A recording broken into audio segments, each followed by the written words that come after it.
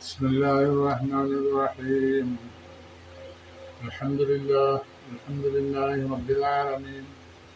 الصلاة والسلام على رسوله الأمين وعلى آله وصحبه أجمعين. أما بعد.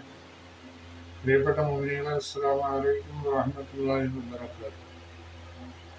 എല്ലാവർക്കും സുഖവും സന്തോഷവും എന്ന് കരുതുന്നു. അല്ലാഹു സുബ്ഹാനഹു വ തആല നാം ഏവരെയും ആഫിയത്തോടു കൂടി ജീവിക്കുവാനുള്ള ആരോഗ്യം നമുക്ക് തരട്ടെ. അവസാനം ഈമാനോടുകൂടി മരിക്കുക എന്നുള്ള തൗഫീഖ് ചെയ്യട്ടെ. അല്ലാഹുവിൻ്റെ മഹദ് ഫദ്ല് കൊണ്ട് നാം ഏവരെയും അവൻ്റെ ജന്നാത്തുൽ ഫിർദൗസിൽ ഒരുമിച്ച് കൂട്ടട്ടെ. ആമീൻ യാ റബ്ബൽ ആലമീൻ. ഇന്നെടുക്കുന്ന വീഡിയോ 199. ഇതിൽ അൽ-ബലദ് സൂറത്തിൽ നിന്നുള്ള 11-ാമത്തെ ആയത്ത് മുതൽക്കാണ് എടുക്കുന്നത്. 11-ാമത്തെ ആയത്ത് മുതൽക്ക് ഞാൻ ഇവിടെ ഓതി വെക്കാം. ബിസ്മില്ലാഹിർ റഹ്മാനിർ റഹീം. ഫലഖ്തഹമൽ അഖബ വമാ അദ്റാക മൽ അഖബ فك رقبة أو إطعام في يوم ذي مسغبة يتيما ذا مقربة أو مسكينا ذا متربة ثم كان من الذين آمنوا وتواصوا بالصبر وتواصوا بالمرحمة أولئك أصحاب الميمنة والذين كفروا بآياتنا هم أصحاب المشأمة عليهم نار مؤصدة. ബലദ് സൂറത്തിൽ നിന്നുള്ള അവസാനത്തെ 10 ആയത്തുകളാണ് ഇപ്പോൾ ഞാൻ ഓതിയത്. സാധാരണ പോലെ അതിൻ്റെ ഒറ്റവാക്ക് അർത്ഥവും ആശയവും നിങ്ങളെ കേൾപ്പിക്കാം. അല്ലാഹു തൗഫീഖ് ചെയ്യട്ടെ.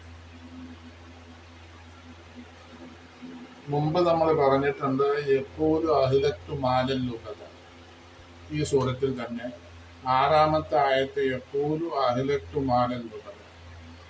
അബുൽ അഷദ് ഇബ്നു കൽദ എന്ന് പറയുന്ന ഒരാളെ സംബന്ധിച്ച് ഇറങ്ങിയ ആയത്താണ്.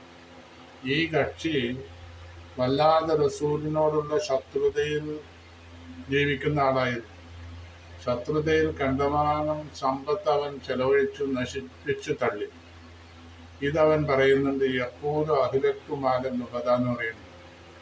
അവൻ പറയാറുണ്ടായിരുന്നു, അഹ്ലക്തു, ഞാൻ നശിപ്പിച്ചു, മാലൻ ലുബദ, ധാരാളം സമ്പത്ത് നശിപ്പിക്കുക എന്ന് പറഞ്ഞാൽ കഴിഞ്ഞ വീഡിയോയിൽ നമ്മൾ പറഞ്ഞിട്ടുണ്ട്. അതിൻ്റെ വിശദീകരണം, സമ്പത്ത് തീ കൂട്ടിയിട്ട് നശിപ്പിക്കുകയല്ല ചെയ്തത്, അല്ലെങ്കിൽ വേറെ ഏതെങ്കിലും നിലക്ക് നശിപ്പിക്കുകയല്ല ചെയ്തത്, ചെലവഴിക്കുക. അവൻ ധനം ചെലവഴിക്കുകയാണ്. അത് നശിപ്പിക്കുന്നതിനോട് അവൻ മനസ്സിലാക്കിക്കൊണ്ട് തന്നെയാണ് ഇത് ഒരു അസ്ഥാനത്തായിട്ട് ചെലവഴിക്കലായതുകൊണ്ട് റസൂലിനോടുള്ള ശത്രുതയിലാണല്ലോ ചെലവഴിക്കുന്നത്. അങ്ങനെ ചെലവഴിക്കുമ്പോൾ അത് നശിപ്പിക്കുന്നതിന് തുല്യമാണെന്ന് അവൻ മനസ്സിലാക്കിയിട്ടുണ്ട്. അതുകൊണ്ട് അഹ്ലക്ക, നശിപ്പിച്ചു എന്നുള്ള വാക്കാണ് അവൻ ഉപയോഗിച്ചത്. എന്നാൽ അവിടെ ചെയ്തതെന്താ? അൻഫഖ മാലഹു ഫി അദാവത്തി മുഹമ്മദിൻ സ്വല്ലല്ലാഹു അലൈഹി വസല്ലം. റസൂലിനോടുള്ള ശത്രുതയിൽ അവൻ്റെ ധനം മുഴുവനും ചെലവഴിക്കുകയാണ്. എന്നിട്ട് അവൻ പറയുന്നത്, യഖൂലു അഹ്ലക്തു മാലൻ ലുബദ, ഞാൻ ധനം നശിപ്പിച്ചു കളഞ്ഞു റസൂലിനോടുള്ള ശത്രുതയിൽ. എന്നിട്ട് അല്ലാഹു തആല പറയുന്നത് 11-ാമത്തെ ആയത്തിൽ, ഫലഖ്തഹമൽ അഖബ. അവൻ ഫലഖ്തഹമ എന്ന് പറഞ്ഞാൽ അതിൻ്റെ മീനിങ് അപ്പോൾ, എന്നിട്ട്. ഫ എന്ന് പറഞ്ഞാൽ എന്നിട്ട്, ലാ ഇഖ്തഹമ. ലാ എന്ന് പറഞ്ഞാൽ നഫിയാണ്. ലായുടെ അർത്ഥം നെഗറ്റീവ് മീനിങ്. ഇഖ്തഹമ, അവൻ തള്ളിക്കടന്നില്ല. ലഖ്തഹമ, അവൻ തള്ളിക്കടന്നില്ല. അൽ അഖബ, അഖബയിൽ എന്ന് പറഞ്ഞാൽ മലയുടെ പാതയിൽ അവൻ തള്ളിക്കടന്നില്ല. മലയുടെ പാത എന്ന് പറഞ്ഞാൽ മലയിൽ കയറുന്നവര് വളരെ ത്യാഗമനുഷ്ഠിച്ചിട്ടായിരിക്കും ആ പർവ്വതാരോഹണം ചെയ്യുന്നത്. അപ്പോൾ ആ പാതയിൽ പ്രവേശിക്കുക എന്ന് പറഞ്ഞാൽ അങ്ങനെ അവൻ വളരെ ത്യാഗങ്ങൾ അനുഷ്ഠിച്ചുകൊണ്ട് അവൻ്റെ ധനം ചെലവഴിച്ചില്ല. അതാ പറയുന്നത്. അങ്ങനെയുള്ള ത്യാഗങ്ങൾ അനുഷ്ഠിച്ചുകൊണ്ട് അവൻ്റെ ധനം അള്ളാഹുവിൻ്റെ മാർഗത്തിൽ ചെലവഴിച്ചില്ല. അത് ചെലവഴിക്കാതിരുന്നത് എന്തുകൊണ്ട്? ഹല എന്ന് പറഞ്ഞാൽ ഹല്ല അംഫഖ, അവൻ ചെലവഴിക്കാതിരുന്നത് എന്തുകൊണ്ട്? അംഫഖ മാലുഹു ഫിജ്തിയാസിൽ അഖബ, ഈ മലയുടെ പാതയിൽ അവൻ അനുഷ്ഠിക്കേണ്ടുന്ന ത്യാഗങ്ങൾ അനുഷ്ഠിച്ചുകൊണ്ട് അവൻ്റെ ധനം എന്തുകൊണ്ട് അവൻ ചെലവഴിച്ചില്ല? എന്തുകൊണ്ട്? പിന്നെ അതിന് പകരമായിട്ട് അവൻ്റെ സമ്പത്ത് ചെലവഴിച്ചത് റസൂലിനോടുള്ള ശത്രുതയിലാണ്. അപ്പോ അവൻ ചെയ്യേണ്ടത് എങ്ങനെയായിരുന്നു? അപ്പൊ ഒന്നുകൂടി അതിൻ്റെ ഒറ്റവാക്കർത്ഥം പറയാം. അവൻ എന്തുകൊണ്ട് അവൻ തള്ളിക്കടന്നില്ല അല്ലഖബ, മലമ്പാതയിൽ തള്ളിക്കടന്നില്ല എന്ന് പറഞ്ഞാൽ അവൻ എത്രയും വേഗത്തിൽ അവൻ്റെ ധനം പിന്നെ ഇങ്ങനെയുള്ള ത്യാഗങ്ങൾ അനുഷ്ഠിച്ചുകൊണ്ട് അവൻ ചെലവഴിക്കേണ്ടതായിരുന്നു. മലമ്പാതയിൽ പ്രവേശിച്ചാൽ അതിലേക്ക് കയറുവാൻ, മലയിൽ കയറുന്ന ആളുകൾ പിന്നെ അവരുടെ വഴികൾ സുഖമാവില്ല. പല ത്യാഗങ്ങളും അനുഷ്ഠിച്ചിട്ടായിരിക്കും അവർ അവരുടെ ഉദ്ദിഷ്ട സ്ഥാനത്തെത്തുന്നത്. അപ്പോൾ അങ്ങനെ അതുപോലെ തന്നെ ധനം ചെലവഴിക്കുന്നവർ, അള്ളാഹുവിൻ്റെ മാർഗത്തിലായിട്ട് ധനം ചെലവഴിക്കുന്നത് പല ത്യാഗങ്ങളെയും അഭിമുഖീകരിക്കേണ്ടി വരും. ആദ്യമായിട്ട് അവൻ്റെ നഫ്സ് അവനോട് പറയും, ഇത്രയധികം ധനം ചെലവഴിക്കേണ്ട കാര്യം എന്താ എന്ന് പറയും. അപ്പോൾ അവനെ നിരുത്സാഹപ്പെടുത്തും അവൻ്റെ നഫ്സ് തന്നെ. പിന്നെ പോരാത്തത് പിശാചിൻ്റെ അപ്പുറത്ത് പിശാചും അവനെ നിരുത്സാഹപ്പെടുത്തും ധനം ചെലവഴിക്കുന്നത്. അപ്പോൾ അങ്ങനെയുള്ള പ്രയാസങ്ങളൊക്കെ ഉണ്ടാവും അള്ളാഹുവിൻ്റെ മാർഗത്തിൽ ധനം ചെലവഴിക്കുന്നതിന്. ആ പ്രയാസങ്ങൾ ഒരു മലയിൽ കയറുന്ന ആളെ അനുഭവിക്കുന്ന പ്രയാസങ്ങൾ പോലെയാവും എന്നാണ് പറഞ്ഞത്. അപ്പോൾ മനുഷ്യൻ അവൻ്റെ നഫ്സിനോടും പിശാചിനോടും സമരം ചെയ്തുകൊണ്ട് അള്ളാഹുവിൻ്റെ മാർഗത്തിൽ അവൻ്റെ ധനത്തെ ചെലവഴിക്കേണ്ടതായിരുന്നു. അവൻ ചെലവഴിച്ചില്ല. എന്തുകൊണ്ട്? എന്നിട്ട് 12-ാമത്തെ ആയത്ത് അഖബ. അഖബ എന്ന് പറഞ്ഞാൽ എന്താണെന്ന് റസൂലിന് അറിയാമോ എന്നാണ് ഖുർആൻ ചോദിക്കുന്നത്. മഅലമക്കയാ മുഹമ്മദ് മക്കമാഹമുൽ അഖബ. അഖബയിൽ പ്രവേശിക്കുക അല്ലെങ്കിൽ അഖബയിൽ തള്ളിക്കിടക്കുക എന്ന് പറഞ്ഞാൽ എന്താണെന്ന് അറിയാമോ? അപ്പൊ ഇവിടെ അഖബ എന്ന് പറഞ്ഞാൽ മലയിലുള്ള പാത, മലയിലുള്ള വഴികൾ, അതിൽ പ്രവേശിക്കുക, അതിൽ തള്ളിക്കിടക്കുക എന്ന് പറഞ്ഞാൽ വളരെ വേഗത്തിൽ അതിൽ പ്രവേശിക്കുക എന്നുള്ളത്. ആ മലമ്പാത ഏതാണെന്ന് അവിടെ വിവരിക്കുന്നു.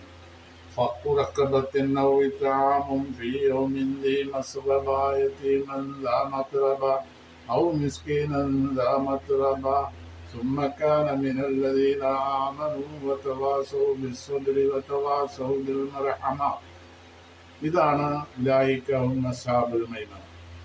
ഇതാണ് മലയുടെ വഴിയിൽ പ്രവേശിച്ച് ത്യാഗങ്ങൾ അനുഷ്ഠിച്ച് പ്രവേശിച്ചുകൊണ്ട് മലയുടെ ഉന്നതിയിൽ എത്തുക എന്നുള്ളതാണ് ഇവിടെ വിവരിക്കുന്നത്.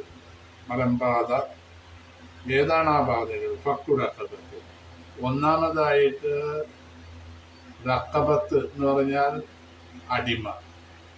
അതിനെ ഫക്ക് ചെയ്യുക എന്ന് പറഞ്ഞാൽ സ്വതന്ത്രമാക്കി വിടുക, മോചിപ്പിക്കുക, അടിമത്വത്തിൽ നിന്ന് മോചിപ്പിക്കുക. ഫക്കു റക്കബത്തിൽ അള്ളാഹുവിൻ്റെ സബീലിലായിട്ട്, അള്ളാഹുവിൻ്റെ മാർഗത്തിലായിട്ട് അടിമയെ അടിമത്വത്തിൽ നിന്ന് മോചിപ്പിച്ച് സ്വതന്ത്രനാക്കി വിടുക. ഇത് വലിയ ഒരു അമലാണ്. കണ്ടമാനം പൈസ ചിലവാക്കിയിട്ടാണ് ഒരു അടിമയെ വാങ്ങുന്നത്. നമ്മളിപ്പോൾ ഇപ്പോഴത്തെ കാലത്ത് ഒരു പോത്തിനൊക്കെ ഉലഹിയത്തിറക്കാൻ വേണ്ടി വാങ്ങുന്നതിന് 50,000 രൂപയുടെ മീതെ വരും. അതിൻ്റെ ചുവട് ഒരിക്കലുമല്ല, 50,000-ഉം അതിൻ്റെ മേലെയും വരും. കച്ചവടത്തിൻ്റെ കാര്യത്തിൽ അക്കാലഘട്ടത്തിൽ മനുഷ്യനും മൃഗവും വ്യത്യാസമില്ലായിരുന്നു. കാരണം അന്ന് അടിമ വ്യാപാരം നടക്കുന്ന കാലഘട്ടമായിരുന്നു. ഈ അടിമ വ്യാപാരത്തെയും അടിമ സമ്പ്രദായത്തെയും ഇസ്ലാം വളരെയധികം നിരുത്സാഹപ്പെടുത്തിക്കൊണ്ടാണ് പല ആയത്തുകളും ഖുർആനിൽ പലയിടത്തും പറഞ്ഞിട്ടുണ്ട്. ചെറിയ ചെറിയ കാര്യങ്ങൾക്ക് പ്രായശ്ചിത്തമായിട്ട് ഖുർആൻ നിശ്ചയിച്ചിട്ടുള്ളത് അടിമയെ എത്തൊക്കെ ചെല്ലുക, മോചിപ്പിക്കുക, അടിമത്തത്തിൽ നിന്ന് സ്വതന്ത്രനാക്കി വിടുക എന്നൊക്കെയാണ്. അങ്ങനെ പല സഹാബാക്കളും, ധനികരായ പല സഹാബാക്കളും അടിമകളെ വിലക്ക് വാങ്ങിയിട്ട് അവരെ സ്വതന്ത്രരാക്കി വിട്ടിട്ടുണ്ട്. അതൊക്കെ ചരിത്രത്തിലുണ്ട്. ആ ഭാഗത്തേക്ക് കടക്കുന്നില്ല. ഏതായാലും അടിമ സമ്പ്രദായം നിലനിൽക്കുന്ന കാലഘട്ടത്തിൽ അതിന് ഒറ്റയടിക്കാണ്ട് നിർത്തൽ ചെയ്തിട്ടില്ല. കാരണം ജനങ്ങൾക്ക് വളരെയധികം പൈസ ചിലവുള്ള കാര്യമാണ്. അത്രയും പൈസ ചിലവാക്കിയിട്ട് അവരെ നഷ്ടപ്പെടുത്തുന്ന ഒരു സമ്പ്രദായത്തിലേക്കല്ല ഖുർആൻ എത്തിയത്. അവരെ ബുദ്ധിപരമായി ചിന്തിപ്പിച്ചുകൊണ്ട് അടിമ വ്യാപാരം നിർത്തൽ ചെയ്യാനാണ്.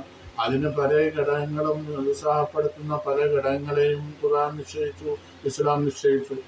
അതുമായിട്ട് മുന്നോട്ട് പോയി അങ്ങനെ അടിമ സമ്പ്രദായത്തെ ഇല്ലായ്മ ചെയ്തു. പലരും അടിമ സമ്പ്രദായത്തെ നിരുത്സാഹപ്പെടുത്താൻ വേണ്ടി പലതും ചെയ്തത് ചരിത്രത്തിലുണ്ട്. പക്ഷെ അതൊന്നും ഇതിനെതിരല്ല. അവരെ നിരുത്സാഹപ്പെടുത്താൻ വേണ്ടി, അതിനെ ഇല്ലായ്മ ചെയ്യാൻ വേണ്ടി നിയമമൊന്നും കൊണ്ടുവന്നെങ്കിൽ പോലും ഇന്നും ഈ അടിമ സമ്പ്രദായത്തിൽ വേരൂന്നിയ ഈ കൊള്ളരുതായ്മകളും മറ്റ് നിലയിൽ ചൂഷണവുമായിട്ടും എല്ലാം രംഗത്ത് വരുന്നുണ്ട്. അത് കംപ്ലീറ്റ് നിർത്തിയിട്ടില്ല. ഇസ്ലാം ഒരു അടിമ സമ്പ്രദായമോ മറ്റൊരു കാര്യമോ നിയമവിരുദ്ധമാക്കിയാൽ അത് പിന്നെ അതേ നിലയിൽ തന്നെ പോകും എന്നുള്ളതാണ് ഇതിൽ നിന്ന് മനസ്സിലാക്കുവാനുള്ളത്. പിന്നെ അള്ളാഹുവിന്റെ മാർഗത്തിലായിട്ട് അടിമയെ മോചിപ്പിക്കുക. അപ്പോൾ ആരെങ്കിലും ഒരു അടിമയെ മോചിപ്പിച്ചാൽ അള്ളാഹു നരകത്തിൽ തൊട്ട് അവനെ മോചിപ്പിക്കും, നരകത്തിൽ നിന്ന് എത്തിച്ചു ചെല്ലും അങ്ങനെയുള്ള ഒരാളെ. 14-ാമത്തെ ആയത്ത്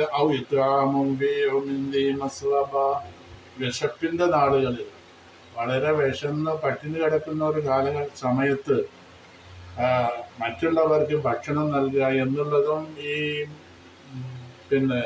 മലമ്പാത എന്ന് പറയുന്ന അതിൽ പെട്ടതാണ്.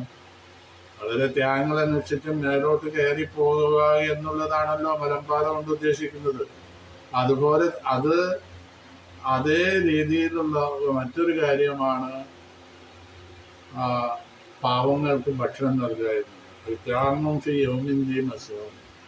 വളരെയധികം വിശപ്പ് സഹിക്കുന്ന ദിവസങ്ങളിൽ ഭക്ഷണം കിട്ടാതെ വലയുന്ന ദിവസങ്ങളിൽ അല്ലെങ്കിൽ സമയത്ത് മറ്റുള്ളവർക്ക് ഭക്ഷണം കൊടുക്കുക. ഇത്രാമു ഫക്കീരിൻ, സാധുക്കൾക്ക് ഭക്ഷണം കൊടുക്കലാണ് മറ്റൊരു ഘടകം.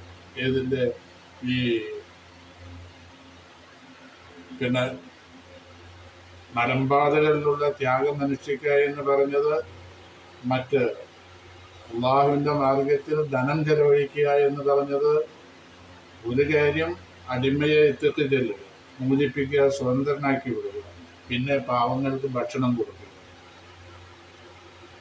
15-ാമത്തെ ആയത്ത് യതീമൻ ദാ മഖ്റബ, കുടുംബ ബന്ധമുള്ള അനാഥകൾക്ക് ഭക്ഷണം നൽകുക. അപ്പോ ഔ മിസ്കീനൻ ദാ മഖ്റബ, കൊടും ദാരിദ്ര്യം അനുഭവിക്കുന്ന പാവങ്ങൾക്ക്, ഔ മിസ്കീനൻ സാധുക്കൾക്ക്, ദാ മഖ്റബ വളരെയധികം കഠിനമായ നിലക്ക് ദാരിദ്ര്യം അനുഭവിക്കുന്ന പാവങ്ങൾ. അൽ മിസ്കീനുൽ ബായിസുൽ ഫഖീർ അല്ലദീ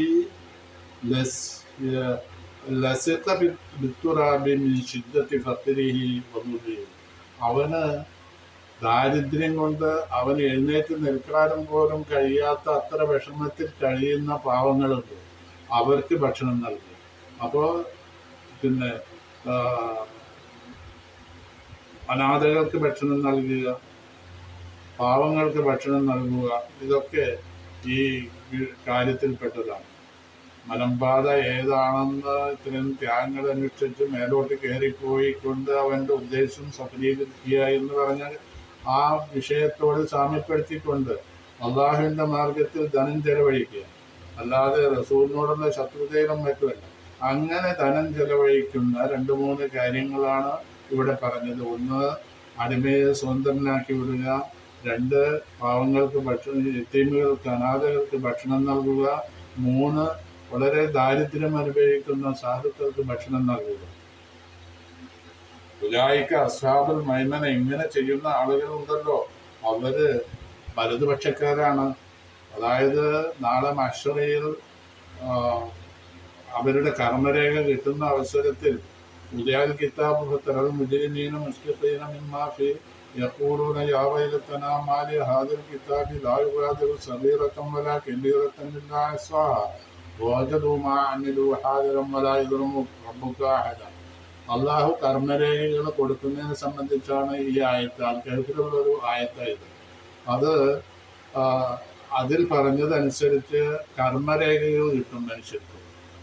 എല്ലാവർക്കും അവൻ്റേതായ കർമ്മരേഖകൾ അവന് നൽകപ്പെടും. അത് വലത്തെ കയ്യിൽ കിട്ടിക്കഴിഞ്ഞാൽ അവൻ രക്ഷപ്പെട്ടു. അതാണ് അസ്ഹാബുൽ മൈമന എന്ന് പറഞ്ഞത്. വലതുപക്ഷക്കാരെന്ന് പറഞ്ഞാൽ വലത്തെ കയ്യിൽ അവരുടെ കർമ്മരേഖകൾ കിട്ടുന്നവർ, അവര് ഇപ്പറഞ്ഞ ആളുകളാണ്. ഉലായിക അക്കൂട്ടർ അസ്ഹാബുൽ മൈമന, വലതുപക്ഷക്കാരാണ്. ആവുലായിൽ മൗസൂഫുന ബിഹാദിഹി സിഫാത്തിൽ ജലീലത്തി. ഈ മഹത്വമേറിയ വിശേഷണങ്ങൾ അനുഭവിക്കുന്ന ആ ആളുകളുണ്ടല്ലോ, നേർപ്പറഞ്ഞ ആളുകൾ, ഹും അസ്ഹാബുൽ ജന്ന, അവർ സ്വർഗാവകാശികളാണ്. അല്ലദീന യഖുദൂന കിതാബ അഅമാലിഹിം, അവരുടെ കർമ്മരേഖകൾ അവർ സ്വീകരിക്കും. ബിഐമാനിഹിം, അവരുടെ വലത് കൈയിൽ. അതുകൊണ്ട് അവരും വലതുപക്ഷക്കാരായി.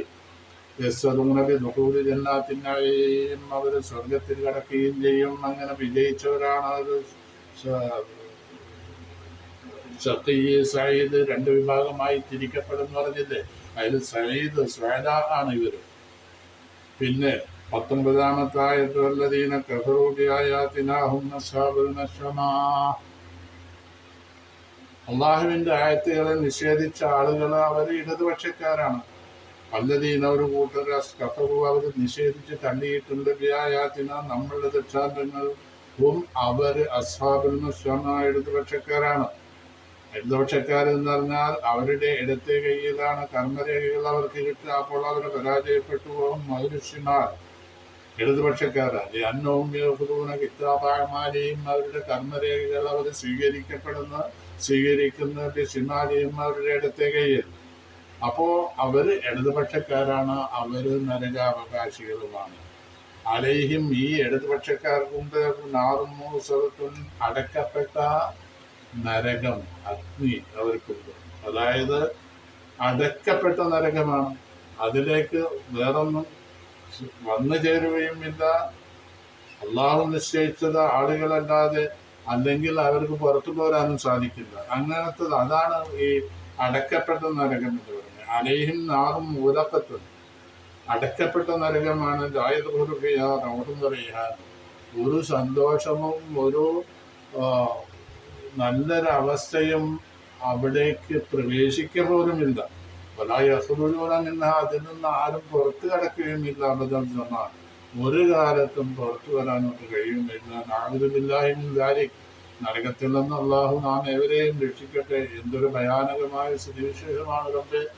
ആ നരകമെല്ലാം, ആ നരകത്തിൽ നിന്നൊക്കെ രക്ഷപ്പെടുക എന്ന് പറഞ്ഞത് വലിയ ഒരു തൗഫീഖാണ്. അല്ലാഹു തരുന്ന മഹദ് ഫദ്ലാണ്. അതിൽ നമ്മളെ അള്ളാഹു പെടുത്തട്ടെ. നരകത്തിൽ നിന്ന് രക്ഷിക്കുകയും സ്വർഗത്തിൽ നമ്മളെ പ്രവേശിപ്പിക്കുകയും ചെയ്യട്ടെ. ആമീൻ യാ റബ്ബൽ ആലമീൻ. ഇത് 20 ആയത്തുകൾ, ഭരത് സൂറത്തിന്റെ 20 ആയത്തുകളും കഴിഞ്ഞു. ഇൻഷാ അല്ലാഹ് ഇതെല്ലാവരും സബ്സ്ക്രൈബ് ചെയ്യണം. ഇത് കിട്ടാത്തവരെ, അറിയാത്തവരെ ഇത് അവർക്ക് എത്തിച്ചു കൊടുക്കുകയും ചെയ്യണം. അത് ഒരു സാലിഹായ അമലായിട്ട് നിങ്ങൾ അംഗീകരിക്കണം. അതനുസരിച്ച് നിങ്ങൾ പ്രവർത്തിക്കുകയും വേണം. ഒരാൾക്കെങ്കിലും കിട്ടാൻ, നമ്മൾ സാധാരണ പറയുന്ന പോലെ ഒരാൾക്കെങ്കിലും ഈ വിഷയം എത്തിച്ചു കൊടുത്തു കഴിഞ്ഞാൽ അതിൻ്റെതായ പ്രതിഫലം, മറ്റുള്ളവർക്ക് കിട്ടുന്ന പ്രതിഫലം കുറയാതെ തന്നെ നിങ്ങൾക്കും ആ പ്രതിഫലം ലഭ്യമാണ് എന്നുള്ള കാര്യം പ്രത്യേകം നമ്മൾ ഓർക്കണം. അല്ലാഹുമ്മ ലാ തഖ്തുൽനാ ബിഗദബിക വലാ തുഹ്ലിക്നാ ബിഅദാബിക വആഫിനാ ഖബ്ല ദാലിക അല്ലാഹുമ്മ നജ്ജിനാ മിനന്നാർ.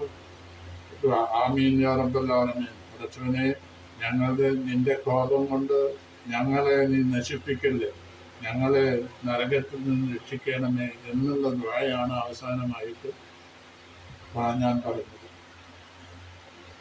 അസ്സലാമു അലൈക്കും വറഹ്മത്തുള്ളാഹി വബറകാതുഹു.